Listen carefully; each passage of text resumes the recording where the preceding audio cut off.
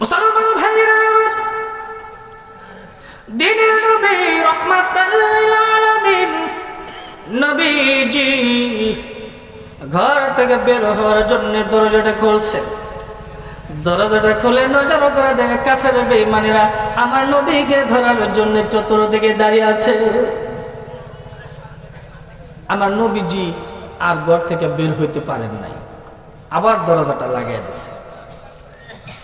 আল্লাহ রাব্বুল আলামিন জিবরাইল আমিনকে ডাক দিয়ে বলে, জিবরাইল যাও যাও আমার বন্ধুর কাছে চলে যাও।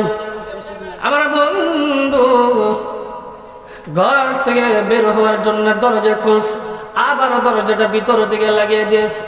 জিবরাইল আমার বন্ধুকে বলে দাও, আমার বন্ধু যেন চিন্তা না করে, এক মুষ্ঠ বালু হাতে লইয়া সূরা ইয়াসিনের কিছু আয়াত তেলাওয়াত করে বালুর উপরে দম দিয়া আকাশের দিকে নিক্ষেপ করে দিতে বলো। মুসা নবীর নাম শুনছেন? মুসা নবী একদিন ওয়াজ করতেছে যে পৃথিবীতে এমন একজন নবী আসবে যার চেহারা দেখলেই জাহান্নামের আগুন হারাম হয়ে যায়। মুসা নবীর এই বয়ান, এই ওয়াজ এক বিষাক্ত সর্প শুনছে। বিষাক্ত সর্প আল্লাহর কাছে দোয়া করছে, আল্লাহ আমাকে সাপ বানাইছ, তাতে আমি বেজার হই নাই, এরপরেও যদি তোমার পয়গম্বর বলেছে পৃথিবীতে নাকি এমন একজন নবী আসবে যার চেহারা দেখলে জাহান্নামের আগুন হারাম, আল্লাহ গো ততক্ষণ পর্যন্ত আমার মৃত্যু দিও না যতক্ষণ ওই নবীর চেহারা আমি না দেখব। কোন নবী? আমাদের নবী। আল্লাহ রাব্বুল আলামিন বিষাক্ত সর্পকে ডাক দিয়ে বলে, সর্পরে আমার বন্ধুকে দেখতে চাইছস, যা তোর হায়াত বাড়াই দিলাম। আমার বন্ধু মক্কা নগর থেকে মদিনায় যাবে, এক পাহাড়ের গুহার ভিতরে 3 দিন সেখানে আশ্রয় নেবে, 3 রাত থাকবে। সেই পাহাড়ের গুহাকে টার্গেট করে রওনা দিতে থাক। মুসা নবী যুগের সর্প আইতে একটু সময় লাগবো না? সময় লাগবো না? তাহলে ওই মুসা নবীর যুগের সর্পটা আসতে থাক। কি বলেন? মনে থাকবো তো ইনশাল্লাহ? মনে থাকবো এই কথাটা? এটা কিন্তু আমি জিজ্ঞেস করবো। মুসা নবীর যুগে সর্প আসতেছে আসতেছে। এই দিকে আমার নবীজি মক্কা নগর থেকে মদিনায় হিজরত করবেন। একদিন হঠাৎ করে আমার নবীজি হযরত আবু বকর রাদিয়াল্লাহু তাআলা আনহুকে ডাক দিয়েছেন, আবু বকর রে, আমি তো মক্কা নগর থেকে মদিনায় চলে যাব। আবু বকর এই কথা জিজ্ঞেস করতে সাহস পাই নাই, নবী গো কোন দিন যাবেন? এরকম আমার নবীজি আবু বকরকে বলার 1 দিন 2 দিন 3 দিন 1 মাস 2 মাস 6 মাস, কয় মাস? কয় মাস? 6 মাস পর হঠাৎ করে রাত্রিবেলা, গভীর রাত, কি রাত? গভীর রাত, বুঝেন তো? গভীর রাত হযরত আলীকে ডাক দিয়েছেন, আলী রে, আজকে রাত্রেই যে আমি মক্কা নগর থেকে মদিনায় চলে যাব। মুসলমান ভাইরা আমার, দিনের নবী বলেন, আলী আলী রে, আজকে রাত্রে আমি মক্কা নগর থেকে মদিনায় চলে যাব। হযরত আলী ডাক দিয়ে বলেন, নবী গো, তাইলে কি আজকে রাত্রে হিজরতের সাথে আমি আলী হতে পারবো? আছে না একটা কথা? দিনের নবী বলেন, আলী না না, হিজরতের সাথী হবে আমার আবু বকর। হযরত আলী ডাক দিয়ে বলেন, নবী গো, তাইলে কি আজকে রাত্রের জন্য কি আমি আলী কোনো উপকার আসতে পারি না? দিনের নবী বলেন, আলী, তুই যদি কোনো উপকার আসতে চাস, ওই যে বিছানার উপরে আমার একটা চাদর পরে আছে, ওই চাদরটা গায়ে দিয়ে আমার বিছানার উপরে ঘুমাইয়া যা। হযরত আলী মনে মনে চিন্তা করতেছে, গভীর রাত, নবীজির গায়ের চাদর মোবারক গায়ে দিয়ে যদি বিছানার উপরে ঘুমায় পড়ি, কাফের বেঈমানেরা ভিতরে প্রবেশ করে, কাফেররা নজর করে দেখব চাদরের ভিতরে কে যেন ঘুমায় আছে। ওরা মনে করব নবীজি ঘুমায় আছে, আসলে কিন্তু নবী না। আমি চাদরের ভিতরে থাকা অবস্থায় আমাকে ওরা শহীদ করে দেবে, আমি মরে যাব, শহীদ হয়ে যাব। আমি শহীদ হওয়ার বিনিময়ে, আমার জীবন দেওয়ার বিনিময়ে আমার নবীজি নিরাপদে মক্কা নগর থেকে মদিনায় চলে যাবে। চিন্তা করছেন কুরবানিটা কি? উনি ভাবছেন আজকে রাত্রেই আমি দুনিয়ার থেকে বিদায় হয়ে যাব। মুসলমান ভাইয়েরা আমার, খারাপ লাগতেছে? চলবো? আমার কি ইউটিউবে দেখছেন আগে কখনো?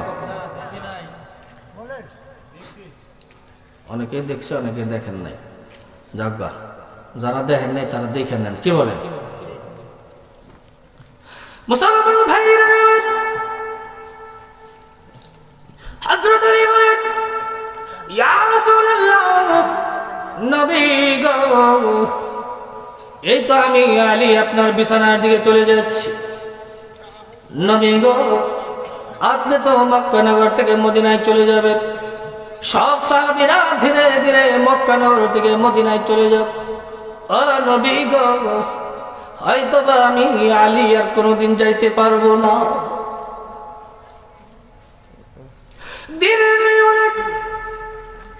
রে আলী, কি বলো তুমি? হযরত আলী ডাক দিয়ে বলেন, নবী গো, হয়তো বা আমি আজকে রাত্রেই শহীদ হয়ে যাব।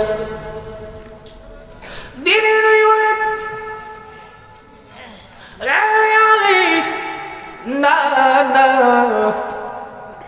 কাফের বেঈমানদের কিছু টাকা পয়সা আমার কাছে রয়েছে, এই টাকাগুলো কালকে সকালে যার যার বাড়িতে পৌঁছায় দিবা।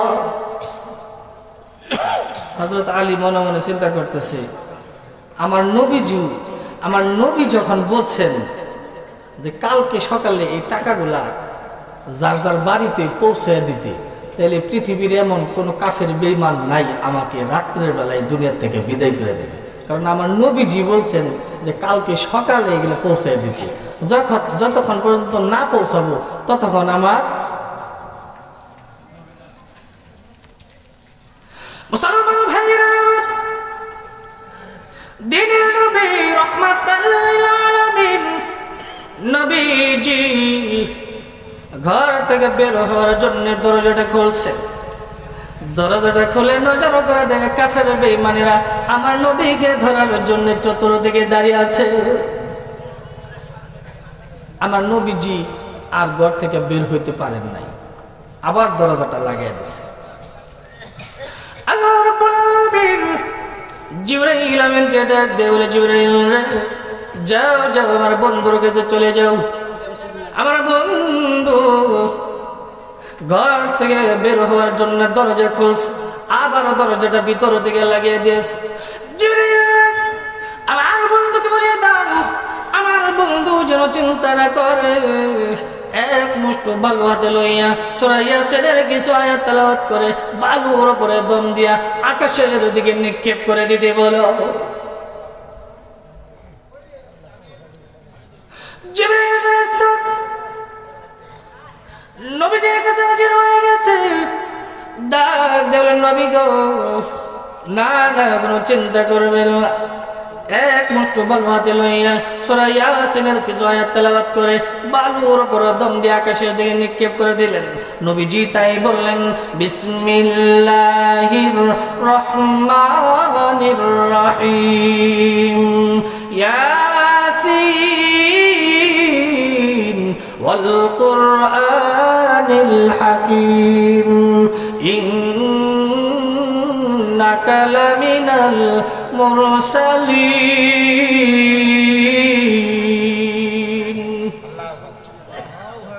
মুসলমান ভাইরা আমার, দিনের নবী রাহমাতাল লিল আলামিন বালুর উপরে দম দিয়ে আকাশের দিকে নিক্ষেপ করে দিয়েছে। সমস্ত বালুগুলো কাফের বেঈমানদের চোখের ভিতরে ঢোকায় দিয়েছেন কে? আল্লাহ। নবী তো উপরের দিকে দিছে, কাফের বেঈমানেরা তো চতুর্দিকে দাঁড়িয়ে আছে। তাহলে বোঝা গেল আল্লাহ তাআলা নিজের কুদরতি হাত দিয়ে কাফের বেঈমানদের চোখের ভিতরে বালুগুলো ঢুকাইয়া দিয়েছে, ঠিক কিনা? আমার আল্লাহ বলেন, কাফেরের বাচ্চারা আমার নবীকে ধরবি, আমার নবীকে মারবি, ধরবি আর মারবি তো দূরের কথা, দেখারও নসিব তোদের হবে না। চোখের ভিতরে বালু গেলে কেমন লাগে? খারাপ লাগে না? বালু যখন গেছে তখন এইভাবে চোখ ঢলতে ঢলতে ঢলতে ঢলতে এক এক কাফের বেঈমান অন্ধ হয়ে গেছে। এই ফাঁকে আমার নবীজি ঘর থেকে বের হয়ে গেছেন। রাত্রে না দিনে? গভীর রাত। রাত শুধু রাত না, গভীর রাত। যাইতে যাইতে যাইতে যাইতে যাইতে যাইতে আবু বকরের বাড়িতে গেছে। কার বাড়িতে? ওই যে 6 মাস আগে বলছিলেন। গভীর রাত যায় আমার নবীজি ছোট্ট কণ্ঠে ডাক দিছে এইভাবে, আবু বকর। আছে না এরকম একটা কথা? আমাদের ভাষায় বলি, এটার নাম হলো হাকি হুকি কথা। আপনারা কি করেন? ছোট কথা আর কি, আস্তে কথা, হাকি হুকি করে কথা। এটা মহিলারা খুব ভালো বোঝে, মহিলারা খুব কইতে পারে এই ধরনের কথা। আমিন করেন। ছোট্ট কণ্ঠে ডাক দিছে এইভাবে, আবু বকর। সাথে সাথেই আবু বকর আল্লাহুম্মা লাব্বাইক বলে দরজা খুলে দিয়েছে। কে গো বকর?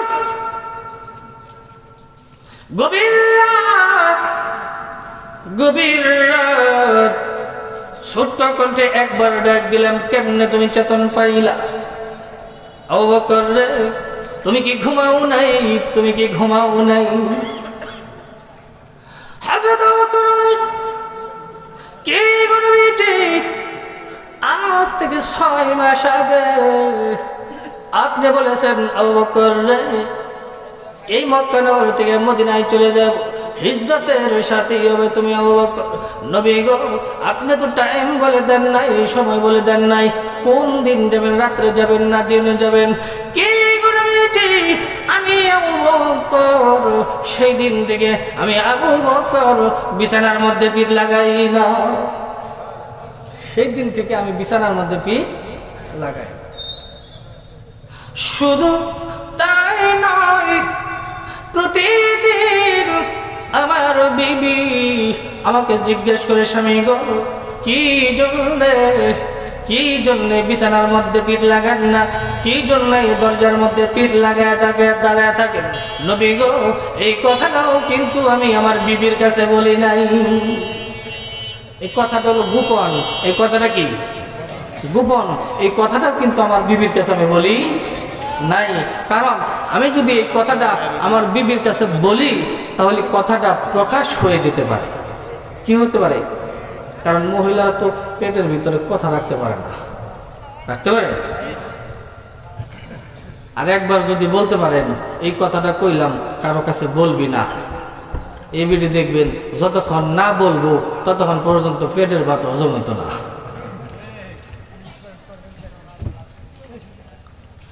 মুসলমান ভাইয়েরা, দিনের নবী রাহমাতুল লিল আলামিন নবীজি আবু বকরকে লইয়া রওনা করলেন মদিনার দিকে। যাইতেছেন দিনের নবী রাহমাতুল লিল আলামিন ডাক দেবেন, আবু বকর রে, দুর্বল হয়ে গেছি, ক্লান্ত হয়ে গেছি, একটু বিশ্রাম নেওয়ার প্রয়োজন। নবী গো, ওই যে পাহাড়ের গুহা দেখা যায়, চলো ওটার ভিতরে প্রবেশ করে যাই। ওটার ভিতরে ঢুকে যাই। গুহার ভিতরে প্রবেশ করছে। আমার নবীজি ডাক দিয়ে বলেন, আবু বকর, আমার যে একটু ঘুমের প্রয়োজন। আবু বকর বলছেন, আমার ডান ওরাটের মধ্যে আপনার মাথাটা দিয়া আপনি একটু ঘুমায় যান। নবীজি ঘুমায় গেছেন। আবু বকর নজর করে দেখে, চতুর্দিকে ছোট ছোট ছোট ছোট গর্ত দেখা যায়। কি দেখা যায়? গর্ত দেখা যায়। কাপড়গুলো ছিঁড়ে ছিঁড়ে গর্তগুলো এরকম আটকে দিতেছে। আটকাইতে আটকাইতে এক পর্যায়ে একটা গর্ত বাকি রয়ে গেছে, সেটা আটকানোর মতো কোনো কিছু নাই, কোনো কাপড় নাই, শেষ হয়ে গেছে। আবু বকর মনে মনে চিন্তা করতেছে, সবগুলাই যখন আটকে দিছি, একটা আর বাকি রেখে লাভ কি? এটার ভিতরে পায়ের গোড়ালি দিয়ে আটকে দিই। সুন্দর বুদ্ধি না? কিছুক্ষণ পর হঠাৎ করে আবু বকর আন্দাজ পাইতাছে যে পায়ের মধ্যে কি মন জানি একটা গুতা দেয়।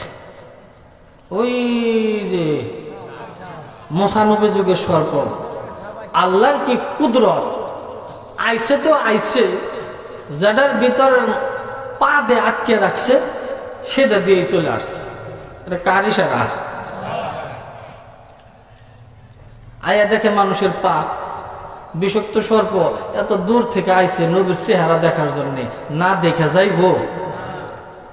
আর এই দিকে আবু বকর গর্তের মুখগুলা আটকে রাখছে কিছু আসার জন্য কিছু।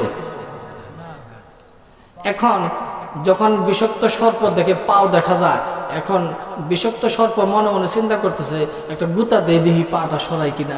এরকম যখন বিষাক্ত সর্প যখন সাপে যখন এরকম গুতা দিছে, আবু বকর কি শক্ত করছে না পাও সরাই দিছে?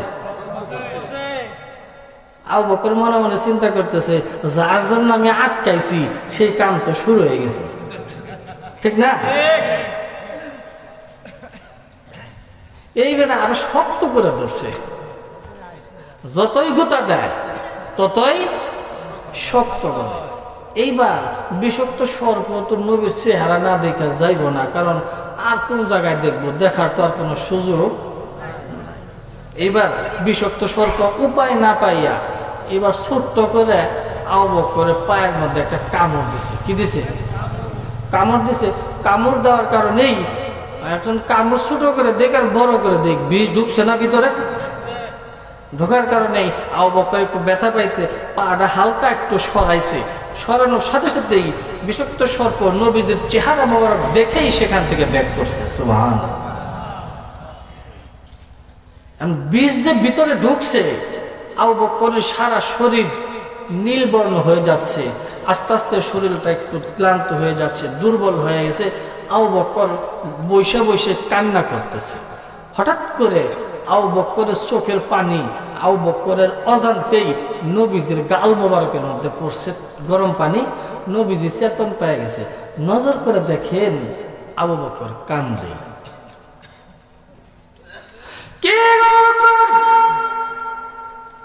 কি হয়েছে তোমার? কি জন্য তুমি এমন করে কান্না করো? আবু বকর রে, ঘর বাড়ি ছেড়ে চলে আসছো সেই জন্য তুমি কান্দো। একটা বুঝ আছে না? আবু বকর রে, ঘর বাড়ি ছেড়ে চলে আসছো সেই জন্য তুমি কান্দো না গো নবীজি, সেই জন্য আমি কান্দি না। কি গো বকর, বিবি বাচ্চা ছেলে সন্তান রেখে চলে আসছো সেই জন্য তুমি কান্দো না গো নবীজি, সেই জন্য আমি কান্দি না। নবী গো, গুহা ছেড়ে বের হয়ে যান, এই গুহার ভিতরে বিষাক্ত সর্প প্রবেশ করেছে।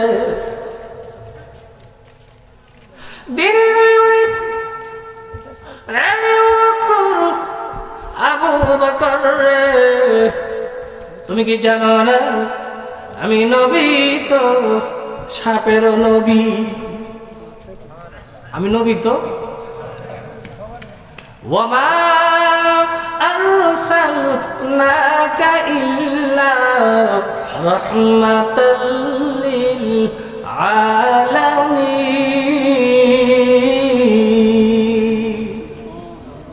আল্লাহ রাব্বুল আলামিন বলেন, আমার বন্ধুকে তামাম জাহানের জন্য রহমত স্বরূপ প্রেরণ করেছি। সুবহানাল্লাহ, সুবহানাল্লাহ। নবীজি বলছেন আমি তো সাপেরও নবী, তাহলে তুমি কান্দো কেন? কারণটা কি? মুসলমান ভাইয়েরা, হযরত ওমর বলেন, ইয়া রাসূলুল্লাহ, নবী গো, বিষাক্ত সর্প আমার পায়ের মধ্যে কামড় দিয়েছে। কোন জায়গার মধ্যে কামড় দিয়েছে? জায়গাটা দেখিয়া যেই জায়গার মধ্যে কামড় দিয়েছে সেই জায়গার মধ্যে একটু থুতু মোবারক বের করে যেই জায়গার মধ্যে কামড় দিয়েছে ওই জায়গায় মালিশ করার সঙ্গে সঙ্গে সাপের বিষ পানি হয়ে গেছে। থুতু মোবারক দিলেই সাপের বিষ পানি হয়ে যায়। সেই নবীর উম্মত আমরা, খুশি না বেজার? অল্প না বেশি? বলছিলাম সমস্ত নবীদেরকে যতগুলো গুণ মুআজিজা দিয়েছেন সব গুণ মুআজিজা একত্রিত করে আমাদের নবীকে দান করছেন। সুবহানাল্লাহ।